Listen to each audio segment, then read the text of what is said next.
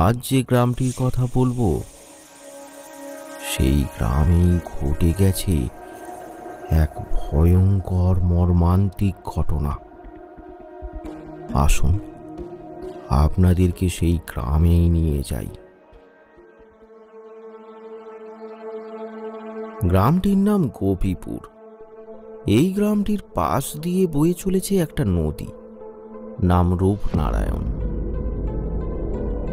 এই নদীতেই মাছ ধরে গ্রামের সবাই জীবিকা নির্বাহ করে।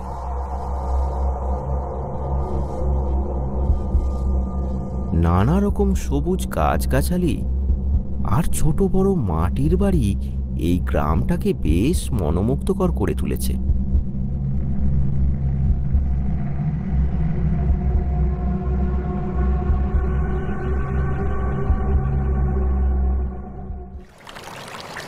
কি লক্ষণ, আজ রাতে মাছ ধরতে যাবে তো? কেন, তুমি খবর শোনোনি? কি খবর? আজ সকালে রেডিওতে শুনলাম প্রচন্ড ঝড় বৃষ্টি হবে। কই না তো শুনিনি। তাহলে কি তুমি আজ আসবে না? না না, আমি তো আসবো না। আর তুমি জানো তো এই নদীর কথা। তুমি তো আগের বারও দেখলে কেমন নদীর জল উত্তাল হয়েছিল। আমি আসি গো।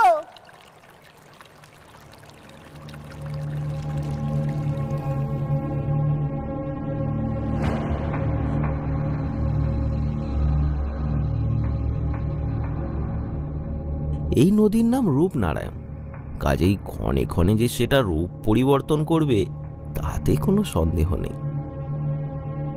কখনো একুল ভাঙে তো ওকুল করে, আবার কখনো ওকুল ভাঙে তো একুল করে। ভাঙা গড়ার এই অদ্ভুত খেলা খেলতে খেলতে কুল কুল করে বয়ে চলেছে এই নদী। মাঝে মাঝে এর জল ভয়ঙ্কর উত্তাল হয়ে ওঠে।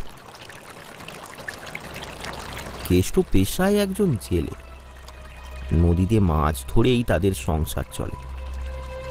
দিনের বেলা কখনো কখনো নদীতে জাল ফেলার সময় তার ছেলে কালু তার সাথে যায়।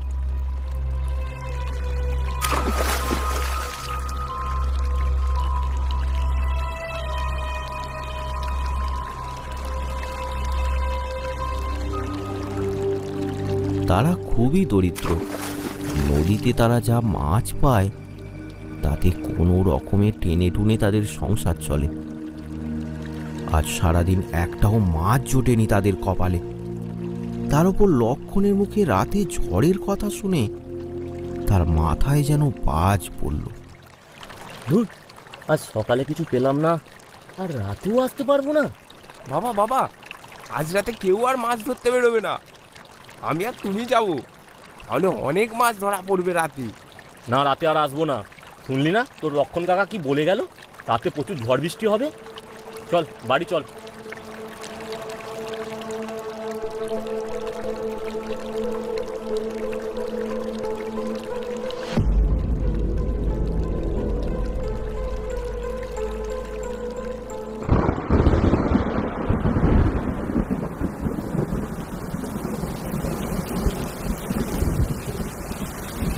সন্ধ্যা থেকেই তুমুল ঝড় বৃষ্টি শুরু হলো। সারা গ্রাম এখন নিস্তব্ধ। শোঁ শোঁ করে বয়ে চলেছে ঝড়।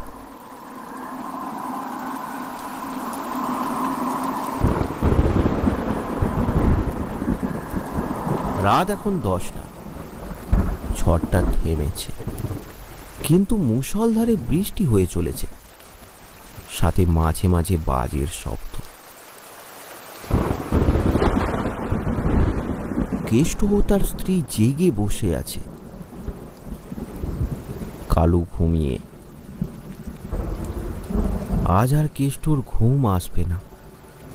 তার এখন একমাত্র চিন্তা, কাল কি হবে। ঘরে তো এক কণা খাবার নেই। নিজেরা না হয় না খেয়ে থাকবে, কিন্তু কালুর কি হবে?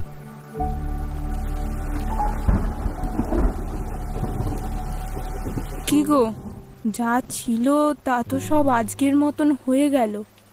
কাল আমাদের কি করে চলবে? তাই তো গো। দেখছি কি করা যায়। বুঝলে গিন্নি, ঝড়টা মনে হচ্ছে একটু থেমেছে। যাই নদী থেকে ঘুরে আসি, যদি কিছু পাওয়া যায়। না না, আজ যেতে হবে না। বাইরের অবস্থা দেখতে পাচ্ছ তো। যদি আজ না যাই তাহলে কাল কিভাবে আমাদের চলবে? দেখো, কাল সকালে ঠিক একটা ব্যবস্থা হয়ে যাবে। আজ যেতে হবে না। এই শোনো, বৃষ্টিটা তো বেশ ভালোই হচ্ছে।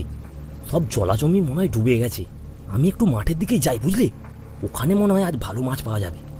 না, এই বৃষ্টিতে কি দরকার? এই বৃষ্টিতে কেউ বাইরেই বেরোবে না। আরে আরে, কেউ বেরোবে না বলেই তো যাবো। তবেই তো অনেক মাছ পাবো, নাকি? তুমি তো আর আমার কথা শুনবে না। যাও, সাবধানে যেও। দুর্গা দুর্গা। কেষ্ট এই ঝড় বৃষ্টির রাতকে উপেক্ষা করে একাই বেরিয়ে পড়ল। ঝমঝম করে বৃষ্টি পড়ছে, মাঝে মাঝে মেঘ ডাকার শব্দ শোনা যাচ্ছে। কেষ্টর মনে একদম ভয় নেই। সে একাই হেঁটে চলেছে জনশূন্য রাস্তা দিয়ে। এই বৃষ্টির মধ্যে চারিদিকটা একেবারে আচ্ছন্ন, ফ্যাকাশে। দূরের কিছুই বোঝা যাচ্ছে না। চারিদিক থেকে শুধু বৃষ্টির ঝমঝম শব্দ ছাড়া আর কিছুই শোনা যাচ্ছে না।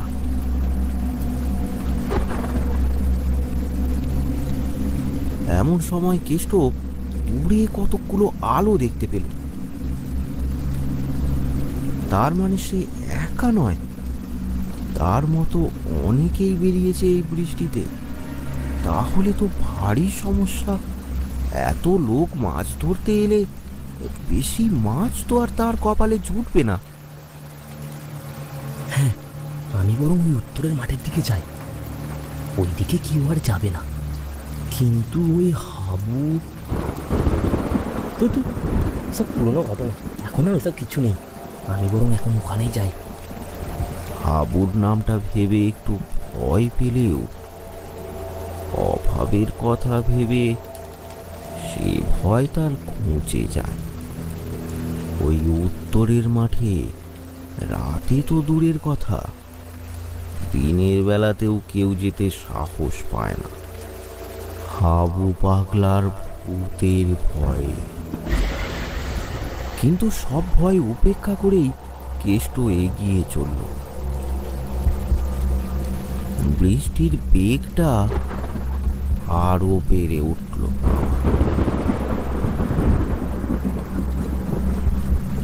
প্রবল বৃষ্টিতে আস্তে আস্তে হারিয়ে গেল কেষ্ট।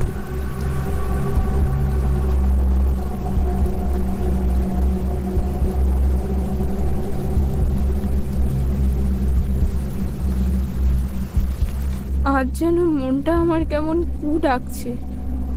কেনই বা গেল, আর কেনই বা আমি যেতে দিলাম?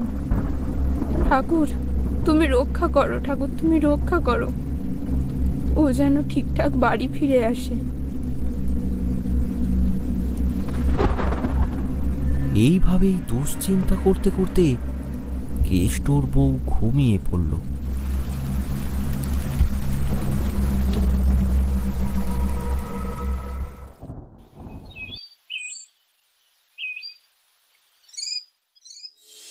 পরদিন সকালে গ্রামে হইচই পড়ে গেল। গ্রামের সবাই জড়ো হয়েছে উত্তরের মাঠে। কেষ্টর নিথর দেহটা জমির জলে ভাসছে। তার সারা শরীরে কোথাও কোনো ক্ষতর চিহ্ন নেই।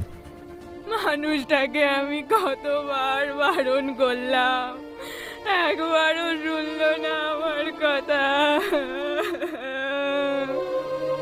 হায় হায় ভগবান, এ কি হলো আমাদের? হায় ভগবান।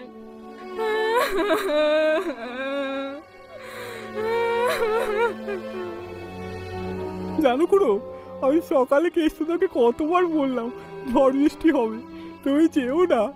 তাও কেষ্টটা গেল, এবার ওর পরিবারের কি হবে? কেষ্টটাও চলে গেল। গ্রামবাসীরা বুঝতে পারল না কেষ্ট মারা গেল কিভাবে।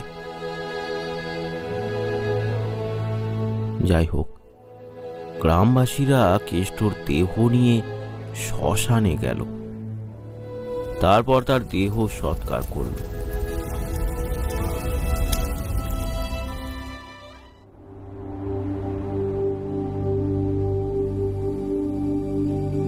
এই ঘটনার পর অনেক দিন কেটে গেছে।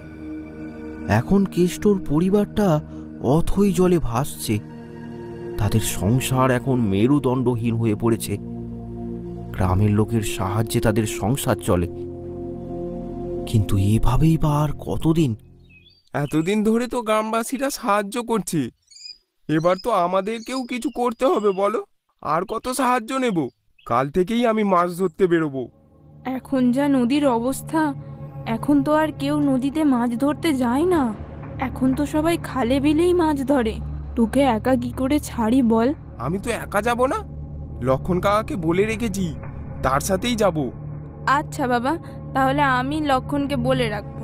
ঠিক আছে মা, আমি একটু লক্ষণ কাকার সাথে দেখা করে আসি।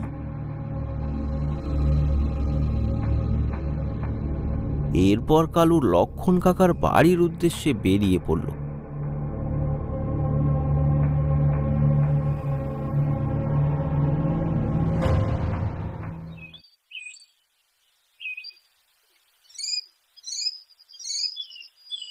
লক্ষণ কাকা, ও লক্ষণ কাকা, কোথায় গো?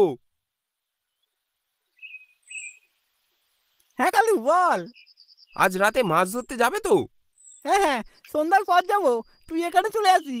ঠিক আছে, আসি গো লক্ষণ কাকা, রাত্রে দেখা হবে। ঠিক আছে, আয় বাবা আয়।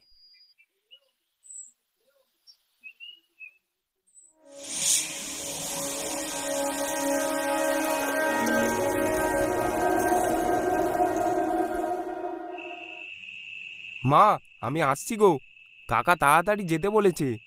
সাবধানে যাবি বাবা। দুগ্গা দুগ্গা।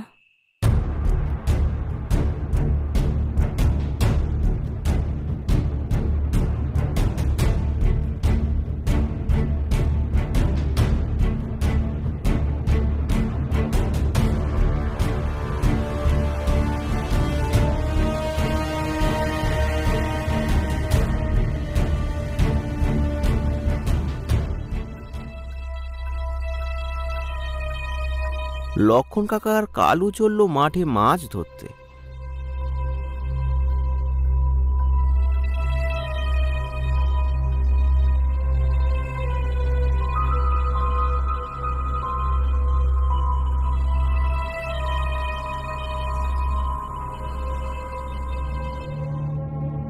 কাকা কাকা, ওই দেখো।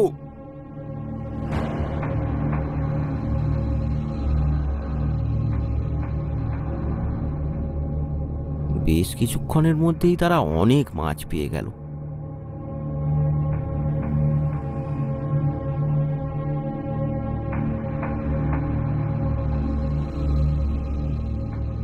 কালু চল বাবা চল, অনেক মাছ হয়েছে, এবার বাড়ি ফিরে চল। তারা খুশি খুশি দুজনে বাড়ি ফিরল।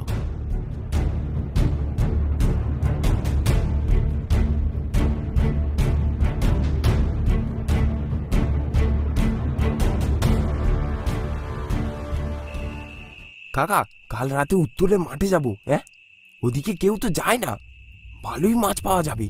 না না, ওদিকে না যায় ভালো, তবে শুনেছি ওদিকে নাকি মাছের মেলা, কিন্তু ওদিকে কেউ যায় না, ওদিকে রাতে না যায় ভালো। কেন কাকা, যায় না কেন? ওদিকে নাকি হাবু থাকে। হাবু? কে সে কাকা? এই চুপ কর, রাতে বিতে ওর নাম নেওয়া ভালো না, তবে ওদিকে কখন তো যাবি না। কি যে বলো কাকা, তুমি এসব বিশ্বাস করো? তুমি তো খুব ভীতু গো কাকা।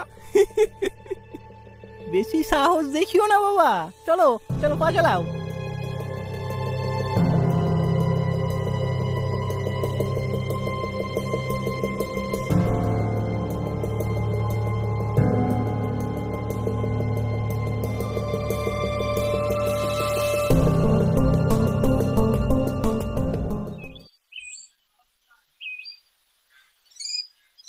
ছেলেটা কাল অনেক মাছ ধরে এনেছে। যাই, আজকে একটু মাছের ঝোল রান্না করি। ঠিক আছে মা, রান্না করো, আমি মাছগুলো বাজারে বিক্রি করে আসি।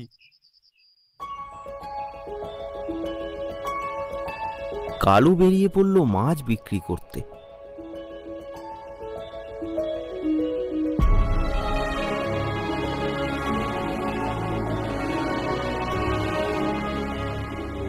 কিছুক্ষণের মধ্যেই সে বাজারে পৌঁছালো।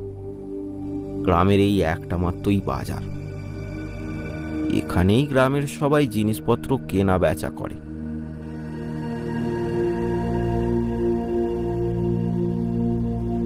লক্ষণ কাকা আর কালু বসে পড়ল মাছ বিক্রি করতে। কালু লক্ষণ কাকাকে বলল, কাকা, আজ রাতেও যাবে তো? না রে, তোকে তো একদম বলতেই ভুলে গেছি। বাড়ি ফিরে দেখি ছেলেটার খুব জ্বর, তাকে একটু বদ্যি মশাই কাছে নিয়ে যাব। তাই আজ আর যাবো না, কাল যাবো দুজনে।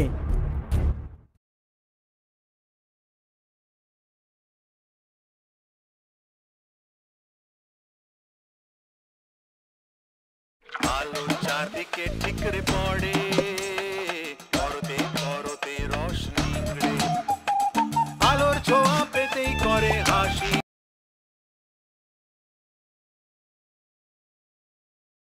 ঝলমল এদিকে চারদিকে হাসি উজ্জ্বল, চেরি ঝলকিং গাম, হ্যাপি ডেট বাই ঝলকিং গাম।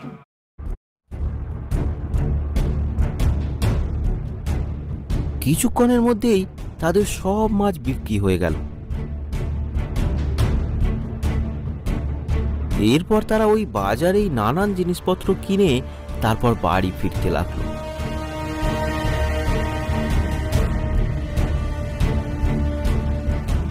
বাড়ি যেতে যেতে কালু মনে মনে ভাবতে লাগলো, কাকা তো আর যাবে না, কিন্তু মা জানতে পারলে আমাকে তো একা যেতে দেবে না।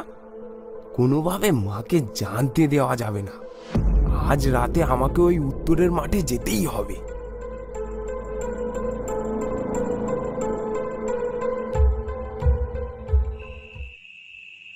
কালু, কালু, ওঠ বাবা, 8টা বেজে গেল তো, আজ মাছ ধরতে যাবি না? তুমি আমায় ডাকলে না? 8টা বেজে গেল তো। রান্না হয়েছে কি?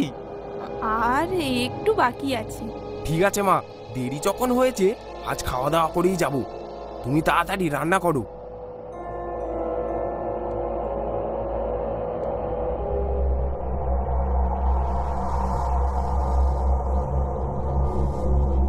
আকাশে আজ ঘন কালো মেঘ, তার সাথে বাজের শব্দ। এইসব উপেক্ষা করে কালু এগিয়ে চলল উত্তরের মাঠের দিকে।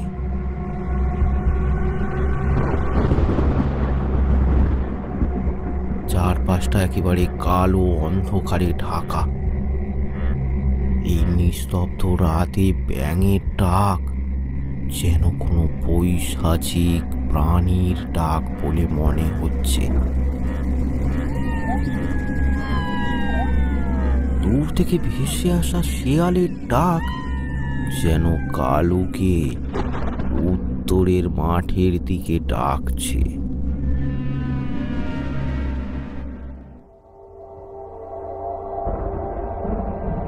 এসব কিছুতে কালুর কিন্তু কিছু যায় আসে না। তার মনে একটুও ভয় নেই। সে এগিয়ে চলেছে উত্তরের মাঠের দিকে।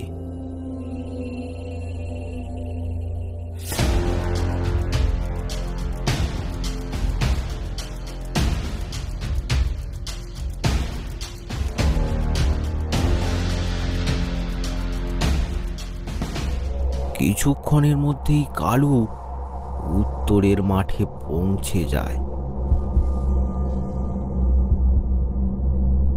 তারপর যথারীতি সে মাছ ধরতে শুরু করে।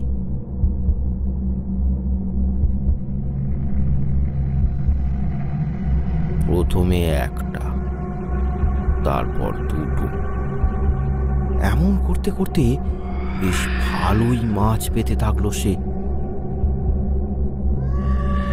মনের আনন্দে কালু মাছ ধরতে লাগলো।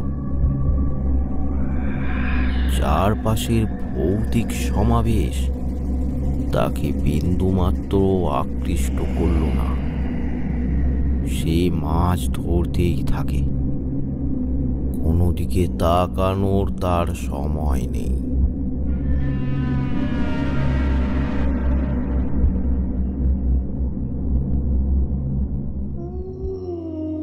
হঠাৎ একটা বেশ বড় মাছ দেখতে পায় কালু। উই বাবা, কি বড় একটা শোল মাছ! ব্যাটাকে ধরতেই হবে। মাছটাকে ধরতে যাবে, মাছটা ফসকে যায়। এই যা, উসকে গেল। কালুও ছাড়বার পাত্র নয়, সে মাছটাকে পিছু করতে থাকে।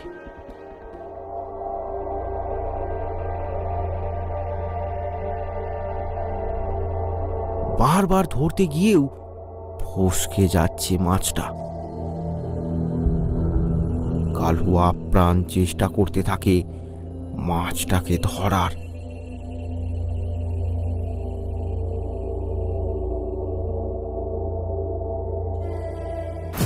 কিন্তু এসবের মধ্যে সে বুঝতেও পারে না কখন তার পেছনে এসে দাঁড়িয়েছে এক ভয়ানক সংকট।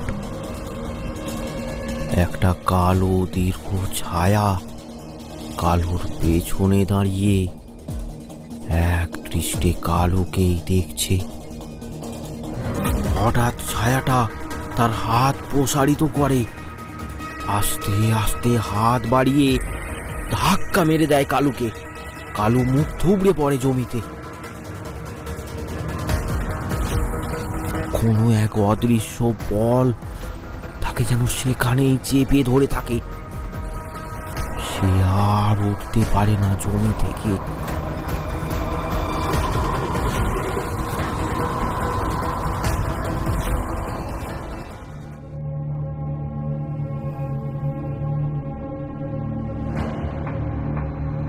সকাল হয়ে গেছে, কালু কিন্তু এখনো বাড়ি ফেরেনি।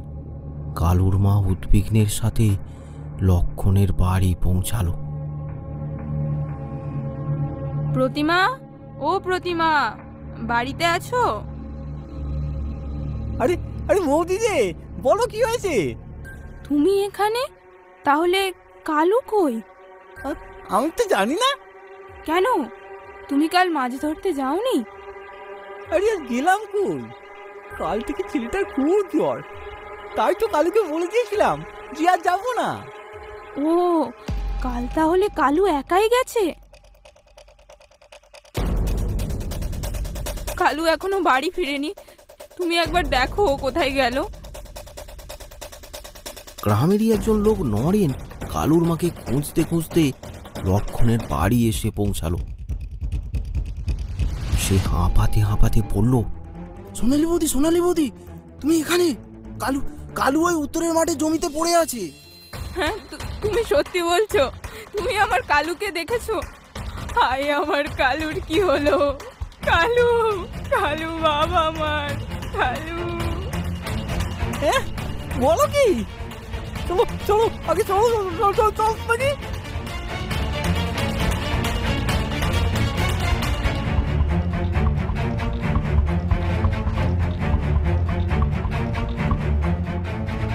সবাই মিলে ছুটে গেল উত্তরের মাঠের দিকে।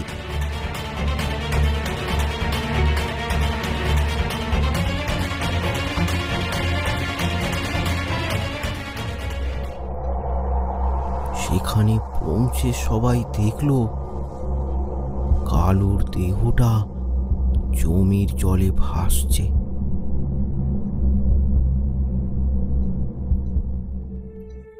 কালুর মা তার ছেলেকে জড়িয়ে ধরে চিৎকার করে কেঁদে উঠল।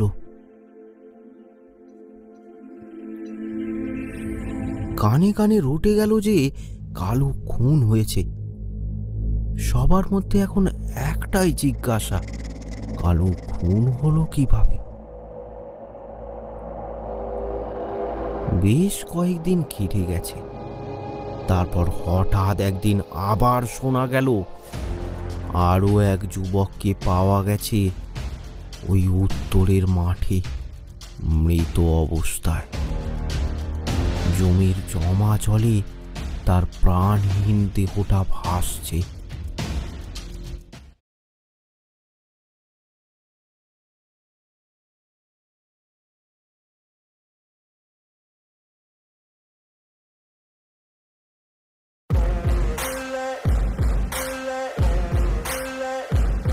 Mask Light Video Editor and Maker.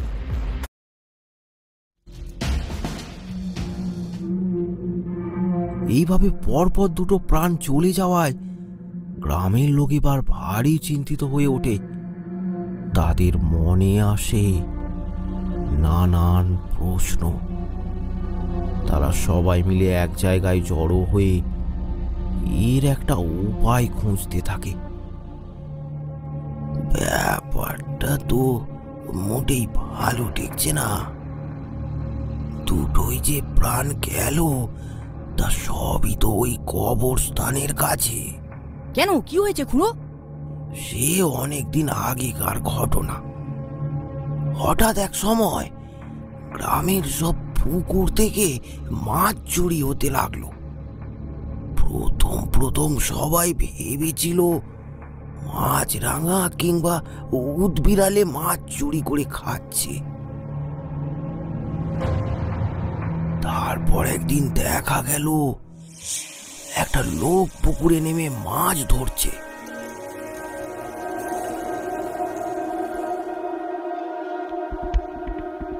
এরপর থেকেই গ্রামের লোকেরা ঠিক করে রাতে গ্রামের সব পুকুর পাহারা দেবে।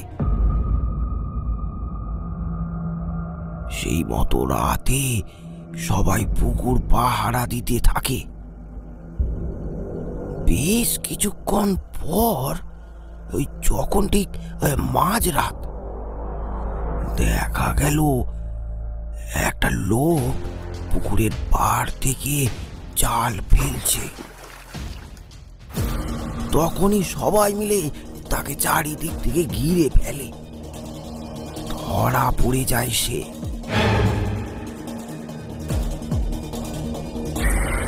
আরে তো পাশের গ্রামের হাবু পাগলা রে, এ তো আগেও অনেকবার মাছ চুরি করতে গিয়ে ধরা পড়েছে।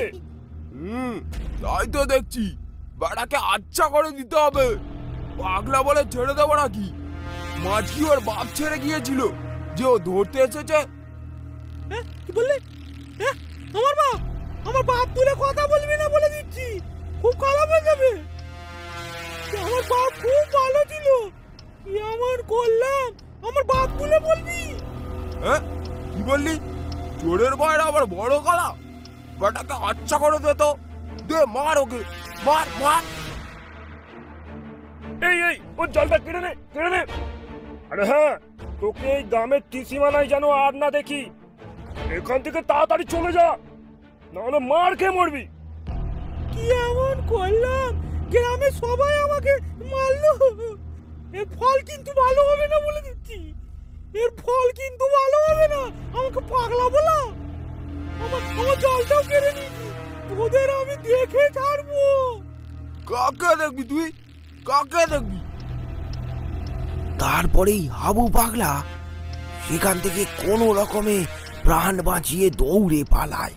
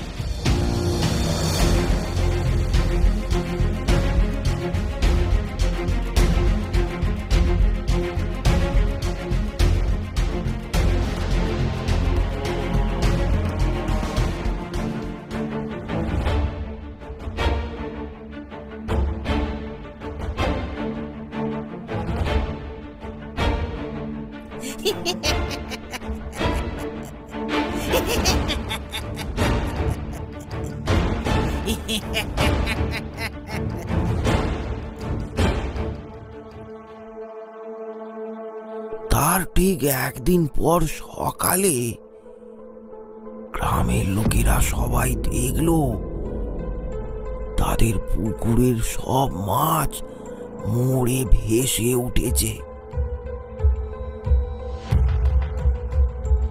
গ্রামের লোকেদের বুঝতে দেরি হলো না, এ ওই হাবু পাগলারই কাজ। গ্রামের লোক রেগে গিয়ে হাবু পাগলাকে ধরে নিয়ে এসে একটা গাছের সাথে বেঁধে ফেললো। এদিকে হাবু পাগলা বারবার বলে চলেছে, কি এমন করলাম? কি এমন করলাম?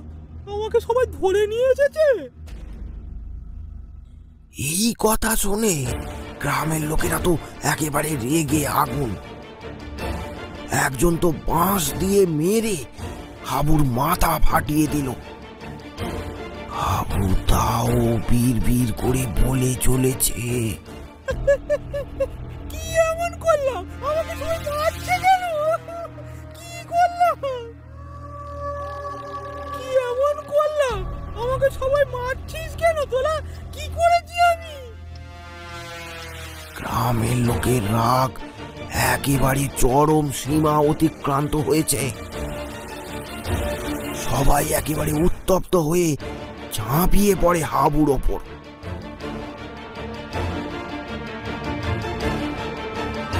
মার খেয়ে আস্তে আস্তে নিস্তেজ হয়ে পড়ে হাবু পাগলা। হাবুর শরীরে তখন বিন্দুমাত্র ক্ষমতা নেই, একেবারে নিস্তেজ নিথর। তাও সে বিড়বিড় করে বলছে,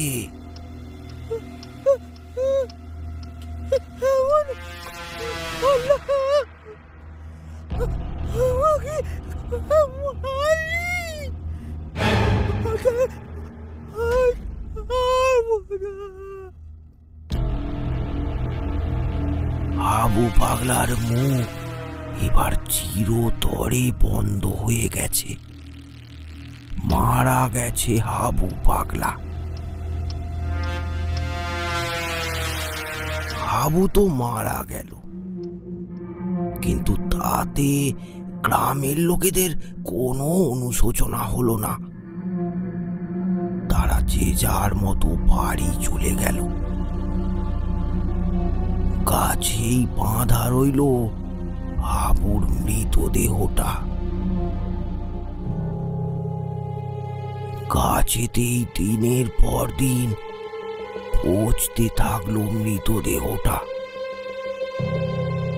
এবার গ্রামবাসীরা অতিষ্ঠ হয়ে উঠল সেই মৃতদেহের গন্ধে। আশপাশে বেশ কিছু ঘর বাড়ি ছিল, অসুবিধা হতে লাগলো তাদেরই বেশি। তাছাড়া ওই পথ দিয়ে গ্রামের সবারই আসা যাওয়া। তাই শেষমেশ অতিষ্ঠ হয়ে গ্রামের কয়েকজন লোক মৃতদেহটাকে নিয়ে যায় উত্তরের মাঠে হাবুড়ি একটা ছোট জায়গায়। তারপর সেই ডাঙাতেই কবর দেয়া হয় হাবু পাগলাকে।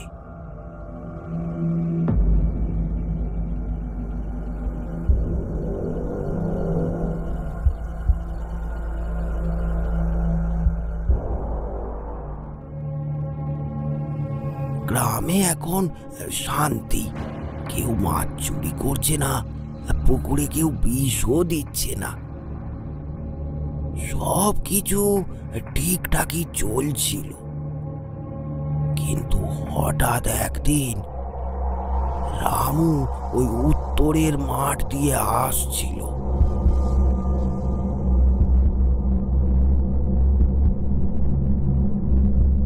হঠাৎ আস্তে আস্তে থমকে দাঁড়ায় রামু। চোখগুলো বড় বড় করে সে বলে ওঠে, কি এমন করলাম? আমাকে মেরে ফেললি? এই কথাই বলতে বলতে রামু চলে আসে গ্রামের দিকে। কি এমন করলাম আমাকে মেরে ফেললি?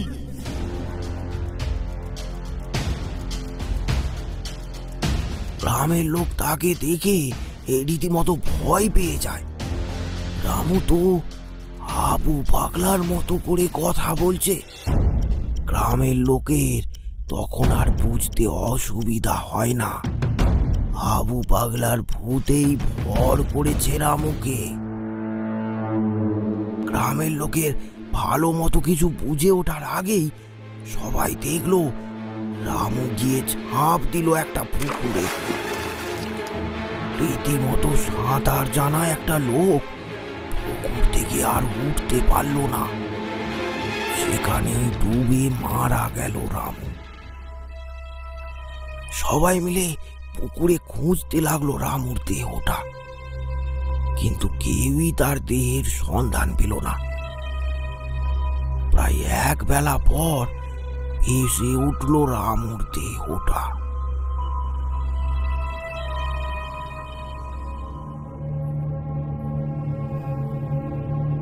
তারপর কি হলো খুড়ো? তারপর পাশের গ্রাম থেকে একটা ওঝাকে ডেকে আনা হলো। ওঝা এসে কি জানি কি সব ওই টুকটাক করে মন্ত্রফন্ত্র পড়ে সব কিছু ঠিকঠাক করে দিল। তারপর থেকেই তো সবই ঠিকঠাকই চলছিল, কিন্তু এখন যে কি আবার কি হলো সেটা তো বুঝতেই পারছি না রে। তাহলে খুড়ো একবার সেই ওঝার কাছেই যাওয়া যাক না? সেটাই ভাবছি রে, তার কাছেই একবার যেতে হবে। সেই মতো গ্রামের কয়েকজন লোক সেই ওঝাকে খবর দিল।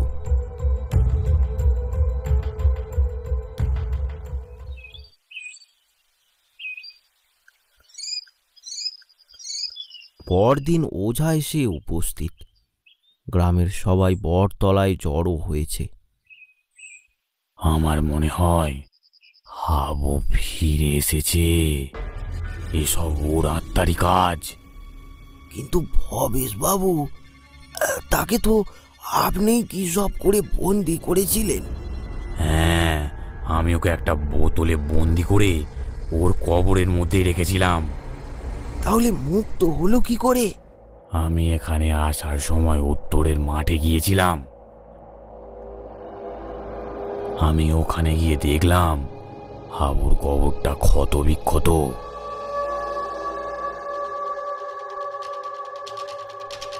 আমার মনে হয় ব্যাপারটা হয়েছে সেই রাতে, যে রাতে ওই লোকটা মারা গেল। কি যেন নাম তার? হ্যাঁ হ্যাঁ হ্যাঁ, কেষ্ট।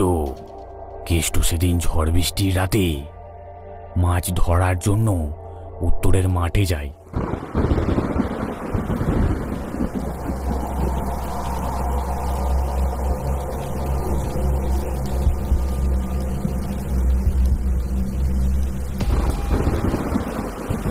হঠাৎ একটা বাজ এসে পড়ে হাবুর কবরে।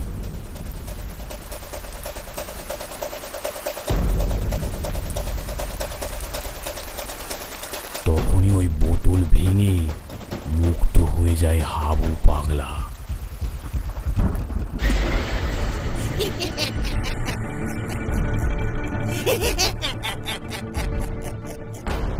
রাতে ও একটা বড় মাছের রূপ ধারণ করে সবাইকে ওর দিকে আকর্ষণ করে। বড় মাছ মনে করে কেউ যদি ওই মাছকে ধরতে যায়, তাকে এদিক ওদিক ঘুরিয়ে নাজেহাল করে হাবু। কিছুক্ষণ ওই মাছের দিকে তাকালেই সম্মোহিত হয়ে যায় সেই ব্যক্তি। তখন তার দিক বিদিক জ্ঞান থাকে না। তখন তার একটাই লক্ষ্য, কিভাবে সে মাছটা ধরবে। এই সুযোগে পেছন থেকে আক্রমণ করে জলে ডুবিয়ে মেরে ফেলে হাবু পাগলা।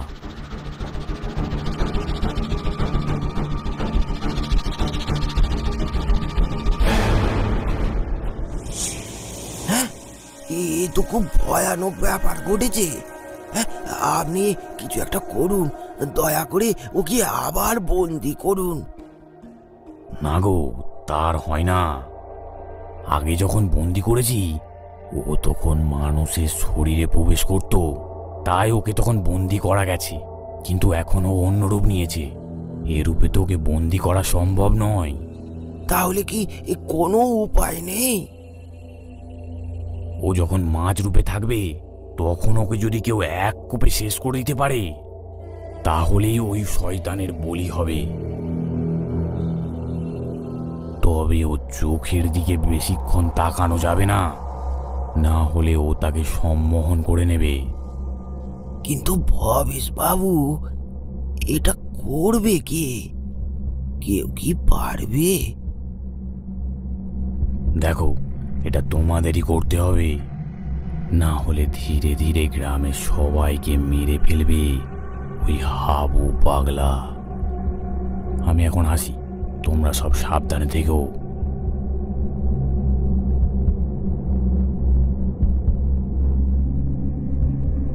ওঝা চলে গেল। গ্রামের সবাই তো ওঝার কথায় একেবারে স্তম্ভিত হয়ে গেছে। এ কি বলে গেলেন তিনি? তারা সবাই ঠিক করলো এটা নিয়ে বিকেলে তারা একটা আলোচনা করবে। কে নিজের জীবন বাজি রেখে ওই মাছটাকে মারতে যাবে, তার উপর তার দিকে আবার তাকানোও যাবে না। কাজটা যেন বেশ অসম্ভব বলে মনে হচ্ছে। গ্রামের সবাই বাড়ি চলে যায়।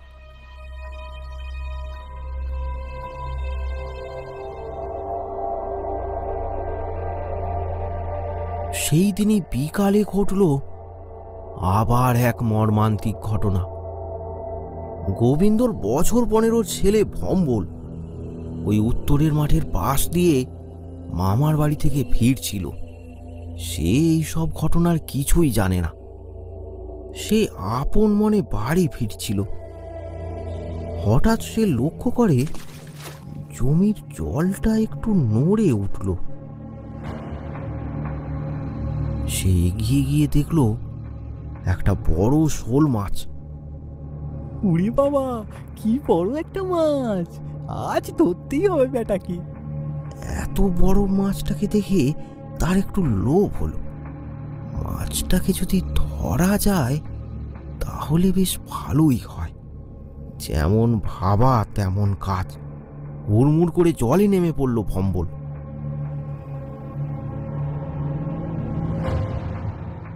তারপরই শুরু হলো সেই পৈশাচিক খেলা। মাছ হয়ে গিয়ে চলেছে, তার সাথে ভম্বল।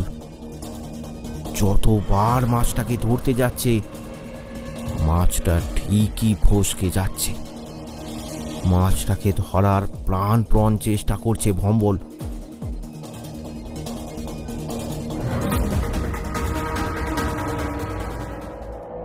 এমন সময় গ্রামেরই একজন ওখান দিয়ে যাচ্ছিল। সে ব্যাপারটা দেখে বেশ ভালোভাবেই বুঝতে পারে যে কি চলছে ওখানে। সাথে সাথে সে ভম্বলকে ডাক দেয়। এই ভম্বল, ভম্বল, ওখানে কি করছিস? আয় এদিকে আয়, এদিকে আয়, চলে আয়।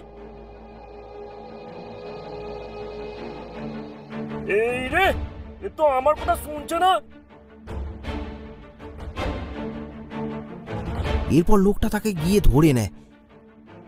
এই চল চল চল, মানে খুব মারবো, চল চল চল চল। আমি মাছ ধরবো, ছাড়ো ছাড়ো আমাকে, আমি মাছ ধরবো, ছাড়ো। তারপর তাকে ধরে তার বাড়ি নিয়ে যেতে থাকে। আমি মাছ ধরবো, ছাড়ো ছাড়ো আমাকে, আমি মাছ ধরবো, ছাড়ো। ভম্বল এখন পাগলের মতো উন্মাদ। তাকে কিছুতেই ধরে বাড়ি নিয়ে যেতে পারছে না লোকটা।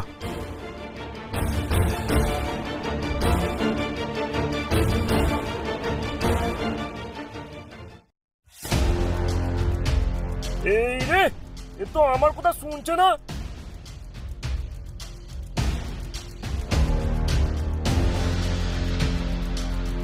এই চল চল চল, মানে খুব মারবো, চল চল চল চল। আমি মাছ ধরবো, ছাড়ো ছাড়ো আমাকে, আমি মাছ ধরবো, ছাড়ো। তাকে ধরে তার বাড়ি নিয়ে যেতে থাকে। আমি আমি মাছ ধরবো, ছাড়ো ছাড়ো আমাকে, আমি মাছ ধরবো, ছাড়ো। ভম্বল এখন পাগলের মতো উন্মাদ। তাকে কিছুতেই ধরে বাড়ি নিয়ে যেতে পারছে না লোকটা।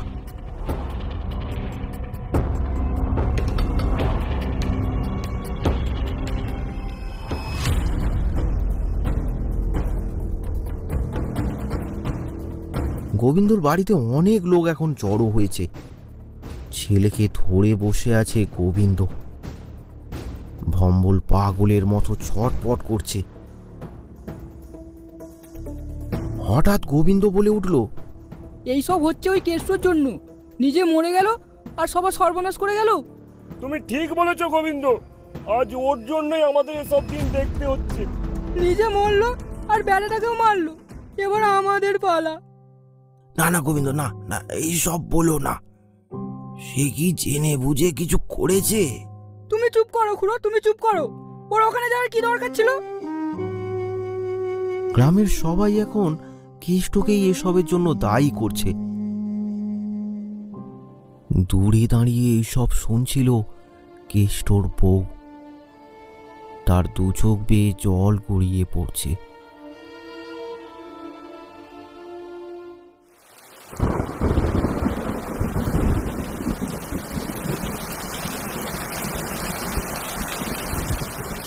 সন্ধ্যা থেকেই বৃষ্টি নেমেছে।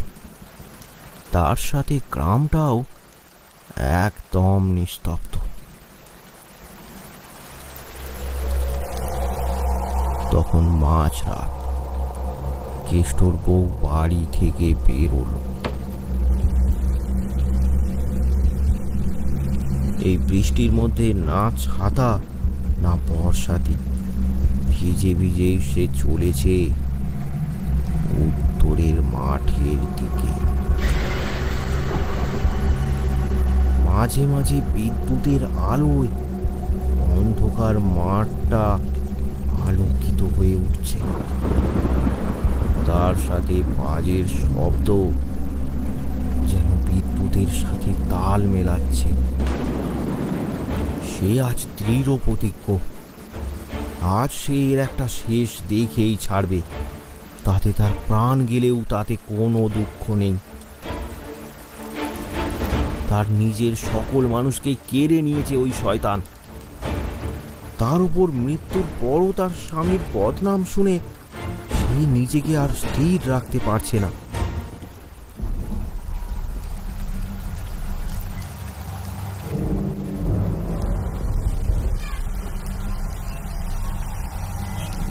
অবশেষে সে এসে পৌঁছালো উত্তরের মাঠে। মুষলধারে বৃষ্টি পড়ছে। সে এদিক ওদিক দেখতে থাকে। চারিদিকে একেবারে ফাঁকা, কোথাও কিচ্ছু দেখা যাচ্ছে না। কোথায় সেই হাবুর আত্মা? বেরিয়ে আয়, বেরিয়ে আয় বলছি। হঠাৎ একটা তীব্র ঝড় উঠল। চারিদিকটা একেবারে অন্ধকারে ভরে গেল। সেই অন্ধকারের ভেতর থেকে ভেসে আসলো একটা কণ্ঠস্বর।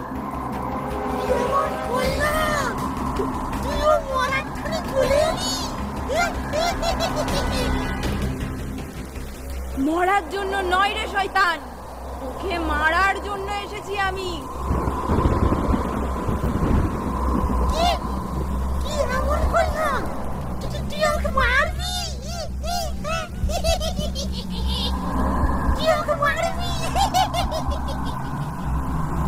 কি করেছিস তুই জানিস না? আড়ালে কেন? সামনে আয়, সামনে আয় বলছি। ঝড়টা থেমে গেল। কালো অন্ধকার কেটে গেল। প্রকট হলো সে, সাথে তার হাড় হিম করা হাসি। সেই হাসিতে চারদিক একেবারে কেঁপে উঠল।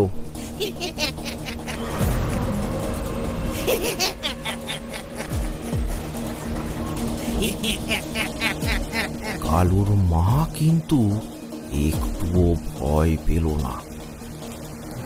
সে তার নিজের জীবনের বাজি রেখেছে। আজ আর তার কোনো ভয় নেই। সে জমি জমা জল দিয়ে ছুটে গেল সেই ছায়ামূর্তিটার দিকে, কিন্তু হঠাৎই ছায়ামূর্তিটা অদৃশ্য হয়ে গেল। রাগে এদিক ওদিক দেখতে থাকে কালুর মা। আজ সেই ভূতের সংহার করবেই, কিন্তু কোথায় সেই ভূত? চারিদিকে একেবারে ফাঁকা। এদিক ওদিক তাকিয়েও সেটাকে আর দেখা গেল না। এক জায়গায় স্তব্ধ হয়ে দাঁড়িয়ে থাকে কালুর মা। অপেক্ষা করতে থাকে শয়তানের রূপ বদলানোর জন্য। হঠাৎ সে দেখতে পেল তার সামনে জমির জল কিছুটা নড়ে উঠল। সেদিকে ভালো করে লক্ষ্য করলে দেখা গেল একটা বড় মাছ জলে ভেসে আছে, আর তার দিকেই দেখছে। তারপর সে শাড়ির আঁচল ছেড়ে চোখে বেঁধে নিল, আর কোমরে গোঁজা দাটাকে বের করে সেটাকে উঁচিয়ে ধরল। তারপর কান পেতে শুনতে লাগলো শয়তানের নড়াচড়ার শব্দ।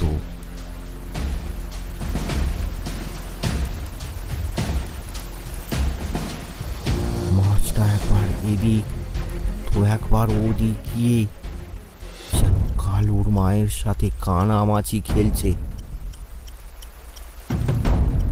কালুর মা তখনও স্থির হয়ে দাঁড়িয়ে আছে সেখানে।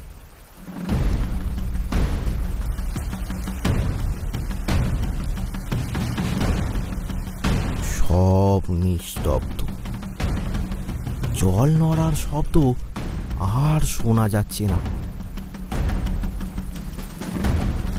কিছুক্ষণের মধ্যেই আবার শোনা গেল জল নড়ার শব্দ। সাথে সাথে কালুর মা দাটা উঁচিয়ে ঝাঁপিয়ে পড়ল তার ওপর। ধীরে ধীরে জলটা একেবারে কালো হয়ে গেল।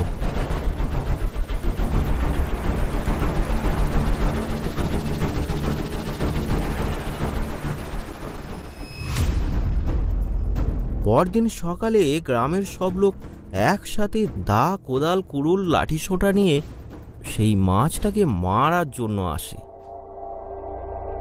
তারা উত্তরের মাঠের সামনে এসে দেখে সেখানে জমির আলে কর্দমাক্ত অবস্থায় বসে আছে কালুর মা। তার পাশে পড়ে আছে একটা রক্তাক্ত দা। তাহলে ওই মাছ কি মারা গেছে? ওই যার রূপ ধরে ওই হাবু পাগলা? হ্যাঁ, আপনাদের গ্রামের সব বিপদ কেটে গেছে, যা শুরু হয়েছিল আমার স্বামীর জন্য। গ্রামের লোকেরা আজ খুব অনুতপ্ত বোধ করে তাদের ব্যবহারের জন্য। কালুর মাছ আবার প্রমাণ করল যুগে যুগে শয়তান বধে নারী শক্তির মহিমা।